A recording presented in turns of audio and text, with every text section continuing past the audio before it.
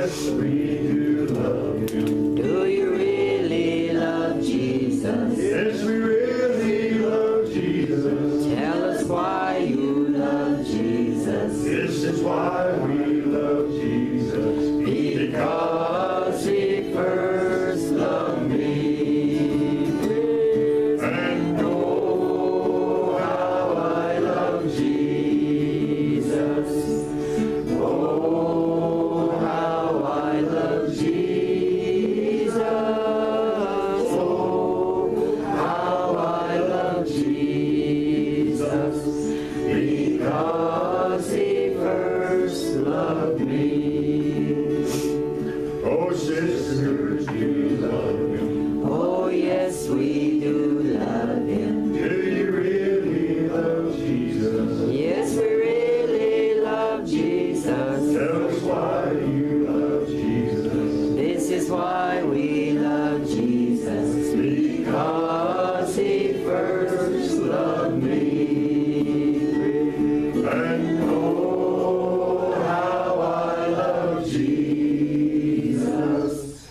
Oh, how I love Jesus. Oh, how I love Jesus. Because He first loved me. amen. Holy Spirit, Anoint me with your power. Holy Spirit, fill me with your love. Precious Jesus, Give me all you have to give. Holy Spirit, Descend from above. Holy Spirit, anoint me with your power. Holy Spirit, fill me with your love. Precious Jesus, give me all you have to give. Holy Spirit, Descend from above.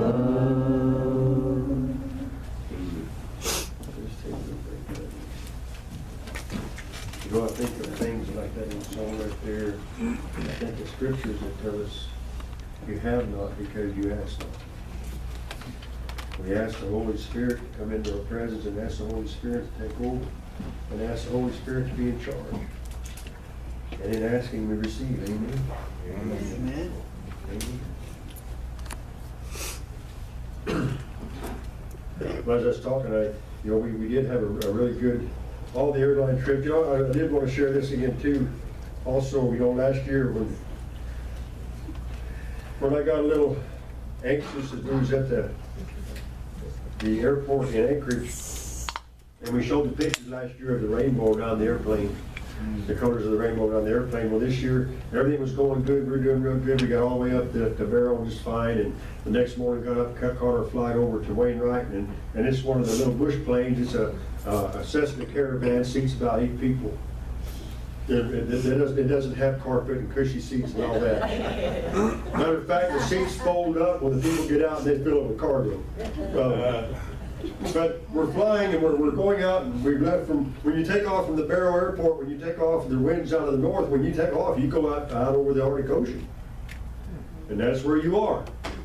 There's no land that way. It's all back there.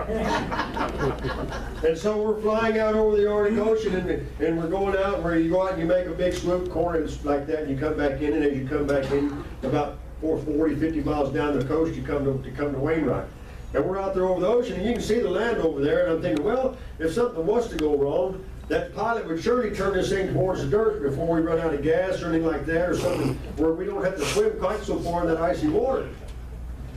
but we're going along, and of course everybody's looking out a window because that's pretty much everybody's sitting by a window. But and as amazing as it is, once again, around that little plane on the shadow of the clouds was the rainbow around the airplane.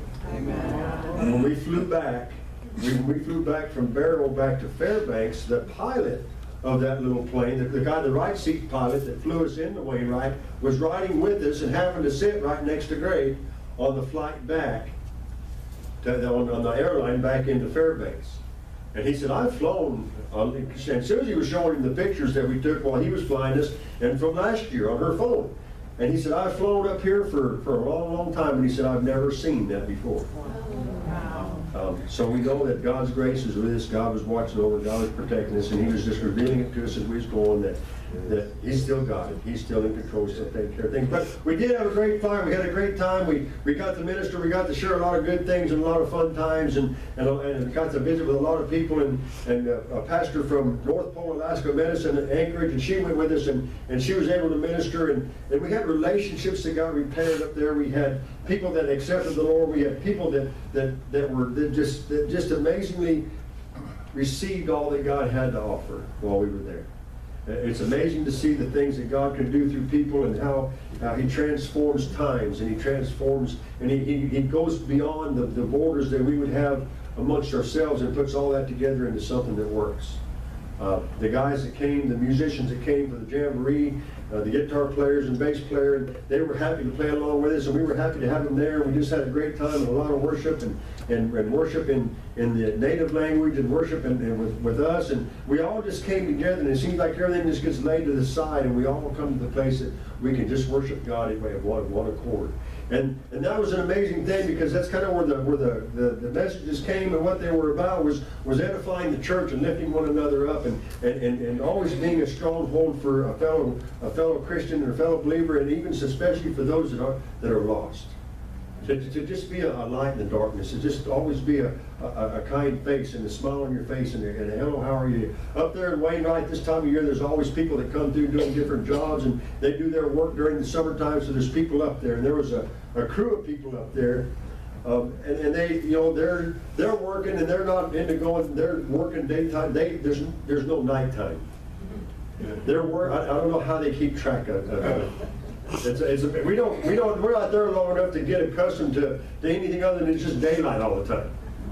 You have to make it night. You go to the motels have dark curtains where you can go and close your windows, and it seems like it might be nighttime, and you can go to sleep, but the sun doesn't give up. It just keeps on shining. But they have a schedule that they go by, so they're too busy to come to the services, but we do get to minister to them while we're eating breakfast and lunch and different things. So it's just an amazing time of all the people that we get to just meet and be around. And people ask you, well, what are y'all doing up? Where are you from? When you got a cowboy hat on in Wainwright, Alaska, or Barrow, Alaska, everybody wants to know, what are you doing here? They don't see no cows that you lost. I mean, if you lost a cow, it didn't get this far. So, well, what are y'all doing here? So, and that's just amazing that just having the hat and the boots on opens up a tremendous amount of windows. Because what are you doing here? Well, we come up here once a year just to minister, just to come up and to do revival and work with the churches. And they think, wow, you could, and some people just turn around and they just walk away. They don't want to hear no more. They've heard all they want to hear. But some people, it inquires their mind. They don't know why. Well, why would you do that? Well, why would you come all the way up here? Well, because God told us to. And so it just plants seeds, and it's a great place to go and to visit with people, because their lifestyle is completely different, and the way they do things is completely different than the way we do things. And so it's neat to see all that work together. And in the restaurants, and in the motels, and in the places that you go, and the different churches, and the people you meet at the churches, they're pretty amazed that 2 people from Arizona, or 4 people from Arizona, and 2 people from Kansas would take the time to come all the way up there just to minister. It doesn't seem that important to them, but they do receive it very well. They're very excited about it. Susie asked them at Wainwright if they want us to come back, and everybody hooped a lot of hi-yat, so we'll be going back, I guess. We're going to be praying about it. We want you to be praying about it if God wants us to go back. He's made some connections with us, through the ministry things that we're doing, there's people up there, and they appreciate the support. They appreciate knowing that there's somebody down here. They call this the lower 48. But one of the sermons we was talking about, I made a mention of Philip in Montana, and it occurred to me that that was down in Montana, not up in Montana. I said, that's the first time I ever said down in Montana. I never said down in Montana before. But it was a great, great trip, and we really appreciate, again, we appreciate the support and the prayers of you people here that keeps us in tune with what God is doing, because He did a lot of tremendous things. A lot of people, their lives will be different now because of us making that journey. And it's not just the ministries, the pastors that we met, and the people that we became friends with up there. They have a different, they have a drive, they have a support they didn't know they had. And people of the faith, when they know somebody is somewhere praying for them, it gives them a different aspect of it. It gives them a different idea. Then there's a whole church down there that's praying for us. And they go on the website and they can see what we're doing. We have notes and stuff on there. So it really is a great thing that God is doing through this time. I don't know how long we'll be doing it. We were standing in front of the airport in Anchorage. No, I take that back. We was in front of the airport in Fairbanks. And Greg and I were standing outside. It was a little cold. We sat out there with the baggage, and Susie and Dessa was inside. And this elderly couple, probably in their 80s, came out of the airport. And Greg says, you know what, Dennis, that's going to be me and Susie one of these days, and you and Dessa too. I said, are we still going to be doing this then? I said, that's going to be about 40 years. And Greg said, well, I'll be 103. I said, well, I'll be 99. But I said, Moses did it for 40 years, so who knows, you know? You know, who knows? But, you know, there's a song that's kind of been popping up around here for the last few weeks, and as we was up there, a song that Johnny Cash does and other artists do called that Lonesome Valley. You got to walk that Lonesome Valley. You got to walk it all by yourself. Can't nobody walk it for you.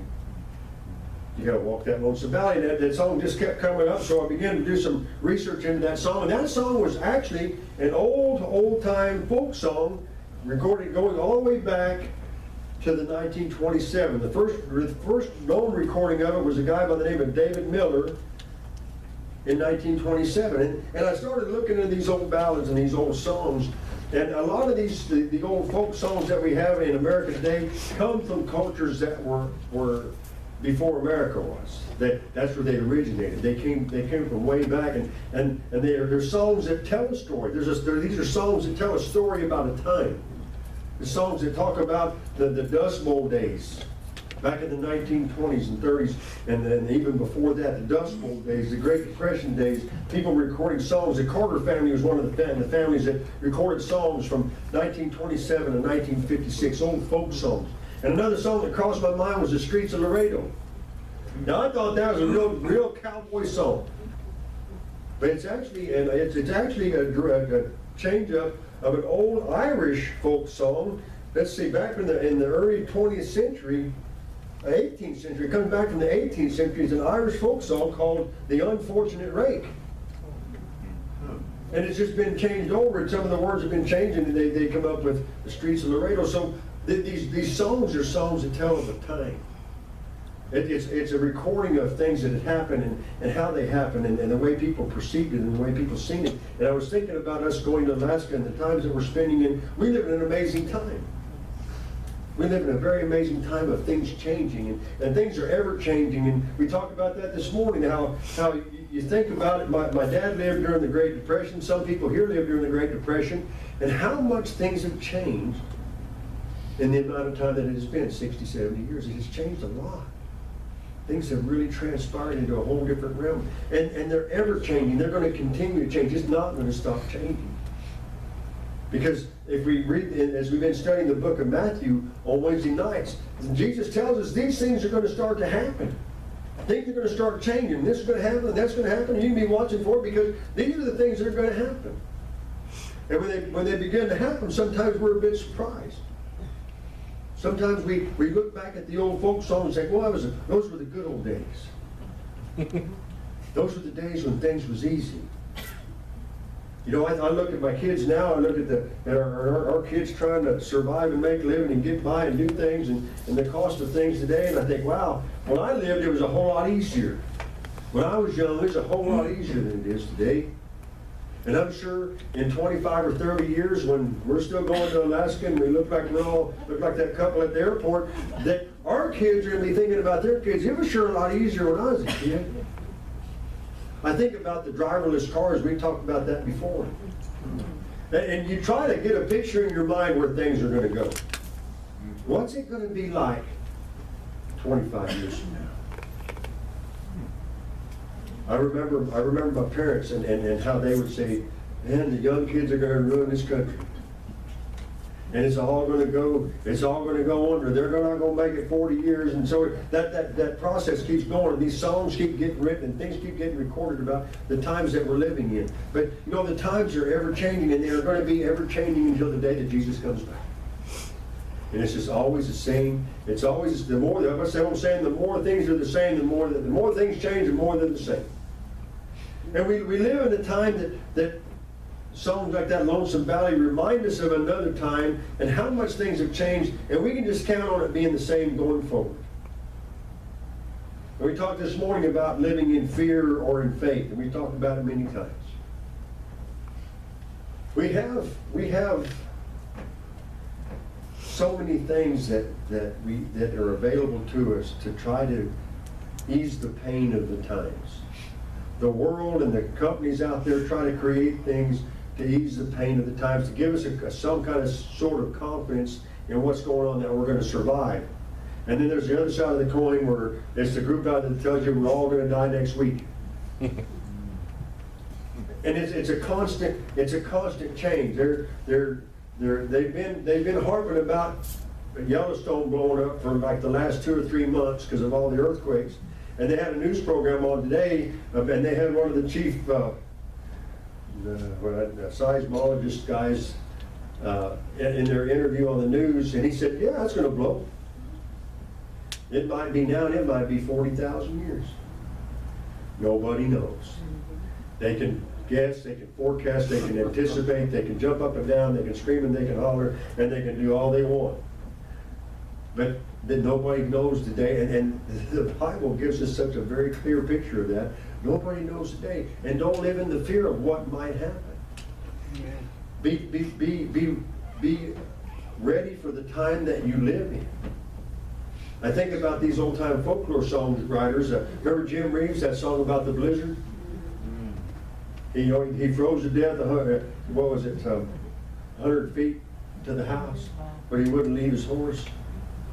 These are things that somebody recorded, and I feel like, you know, we're missing a lot of things that's happening in our lives because we don't realize the importance of everyday things that happen in our life, because everything that happens in our life on a daily basis is important in what God is doing, because God has put it together and it's working just the way He would have it to work. And if we're not mindful, the Bible tells us to be mindful of the times you live in because they're important. I mean, to even consider the fact that God would choose a little church like this to be one that would minister on the Northern Slope is amazing in itself. But there's a definite purpose. There's a definite reason that God did it. And we may never know what it is. And there might be some little kid that comes to the Jamboree in Wainwright 25, 30, 40 years from now that has a huge ministry out of it. God has a plan and He has a purpose, and it's very specific. He doesn't leave anything to chance. He doesn't say, well, we'll just try this and see if it works. He already knows how it's going to work, and He's putting it together. And so it's very important to be aware of the time that we're living in, and to be remembering the way that it was, because as it's changing, it's going to keep changing. We have different ways of expressing the way that we perceive things, and whether it be the way we write a song, or the way we sing a song, or the way a book maybe we write, or just the way that we live our life, we express our opinions of the way things are. If you just walk around all the time, I'm just tired of this, everybody knows what your opinion of things are. I have to commend Tracy. I'm going to use you for a minute, Tracy. All right. Tracy wound up in court, and he had wound up in court in jail, and he had to go to court, and he's presented before the judge, and the judge, there's a little story that goes to it, but at the end of it all, Tracy